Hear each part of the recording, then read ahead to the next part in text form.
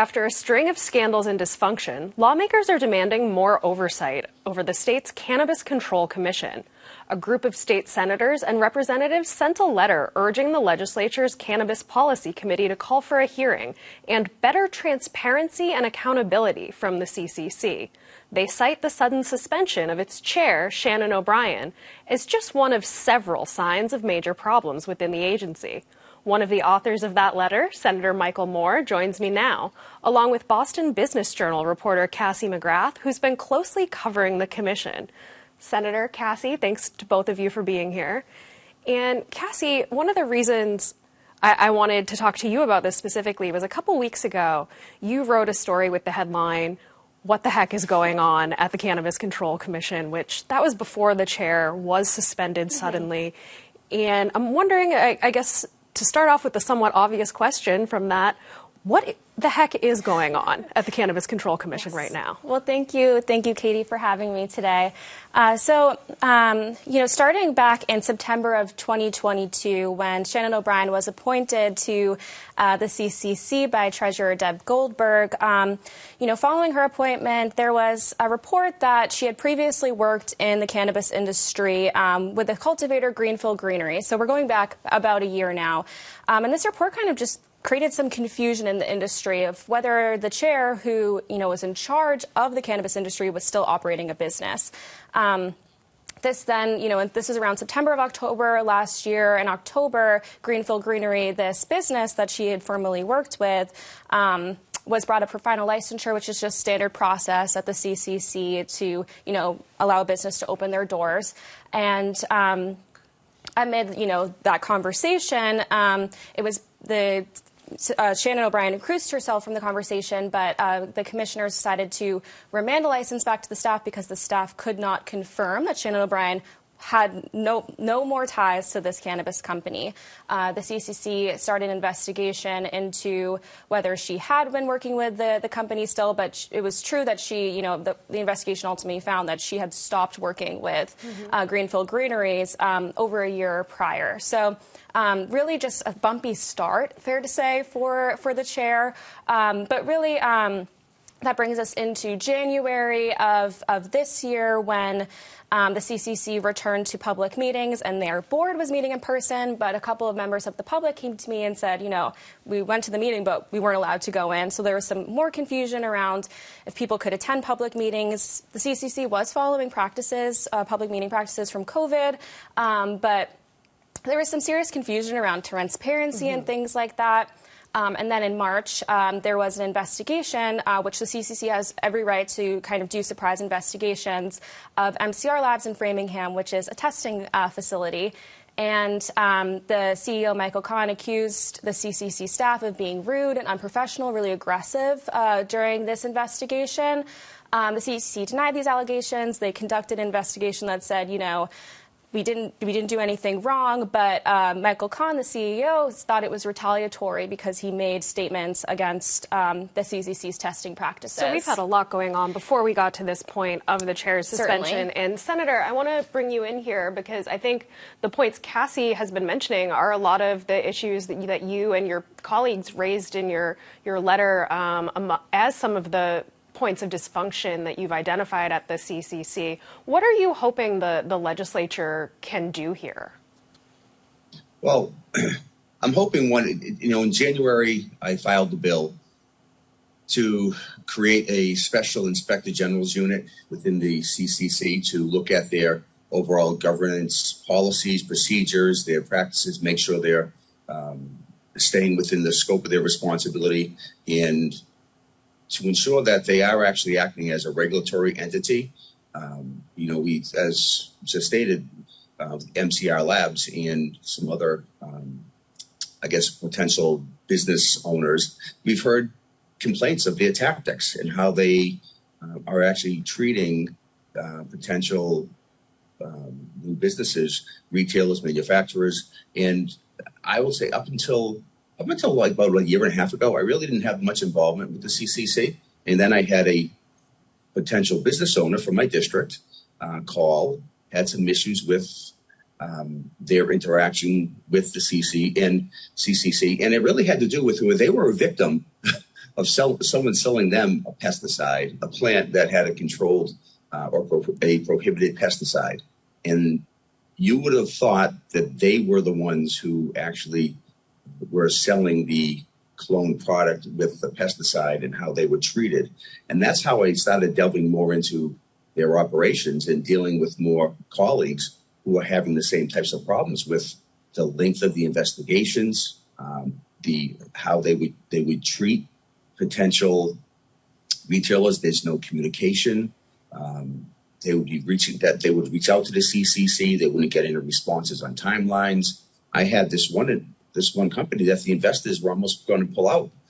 You can say, they can go out and say that, we're successful. We've got a $3 to $5 billion industry here. But what would the true impact of the deregulation of cannabis or the opening up the cannabis industry be in Massachusetts if they were actually working with investors? We have to remember that this is still federally prohibited. So we don't have these people who are opening up the businesses, or entrepreneurs who are opening up the businesses, don't have the access to funds from financial institutions that other businesses have. They have to, a lot of people have to get individual investors. They have to put up their own money. And to have the treatment that they are getting from the CCC, and also the length of time.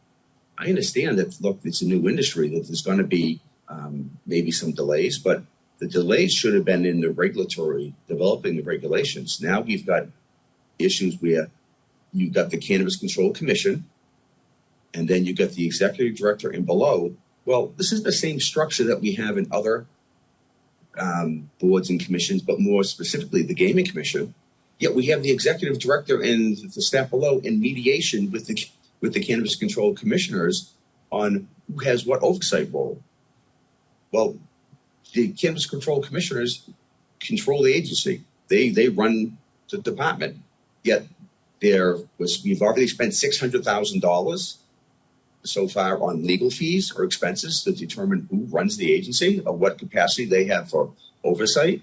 And then we've got the issue. I think a good example of it was after the chair was suspended, which we haven't seen why the suspension was administered to the current chair, why she was suspended. Right. All we know is that it was a personnel matter, right? There's been no more details that have come out.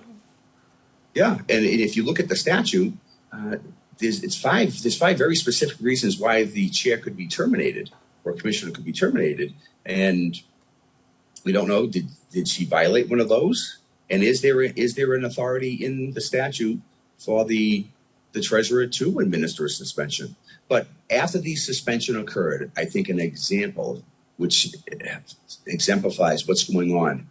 The next day, the Cannabis Control Commission had a 40-minute debate on who the next chair would be, or the interim chair, even though the chair, Shannon O'Brien, who had been placed in suspension, had administered before the suspension, had issued a directive that the secretary.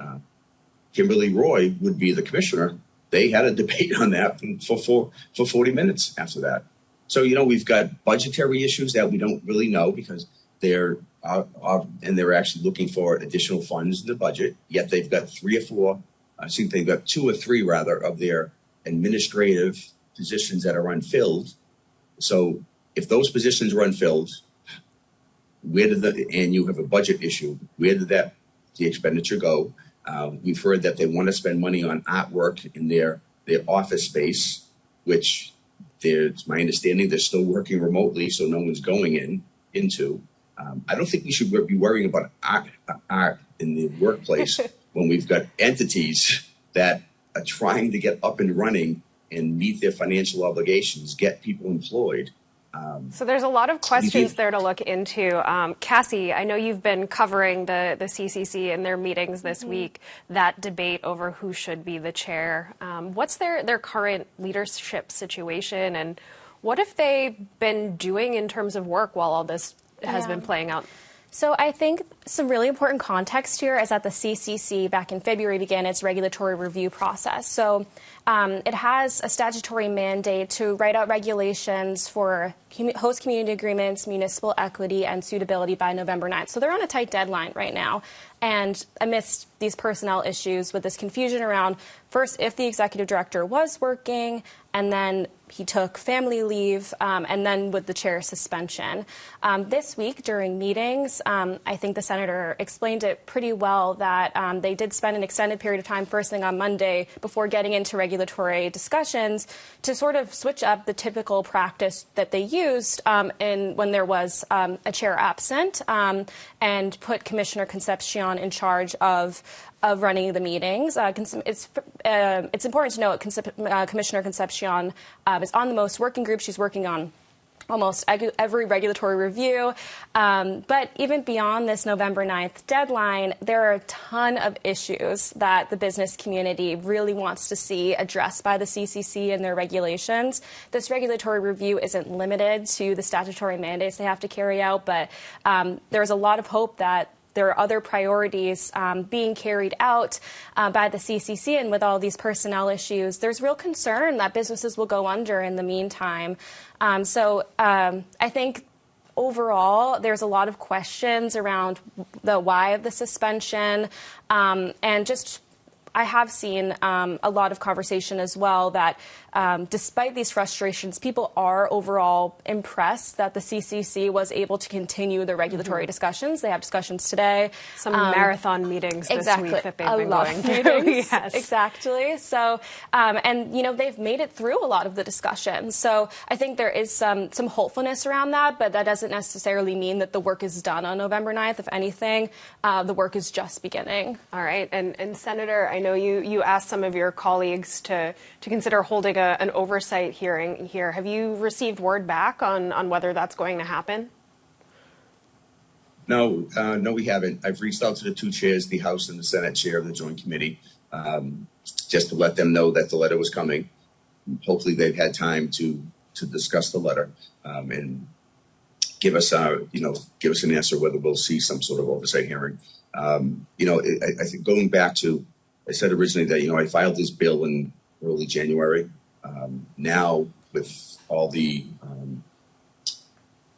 issues that have taken place, I really think we need to see that legislation passed. In addition, some oversight hearings, as was talked about earlier, with the MCR labs and the conduct of the investigators. When that took place, it was in the Globe. We had stories about it, and the CCC was going to do their investigation. We only recently, since this letter came out, did they come out and say that their conduct and their investigation were appropriate. We have no idea what actually took place as far as the investigation. It seems like a lot still to look into, both at the commission, within the legislature, and we'll be watching. Senator, Cassie, thank you both for your time and for chatting with us about it today.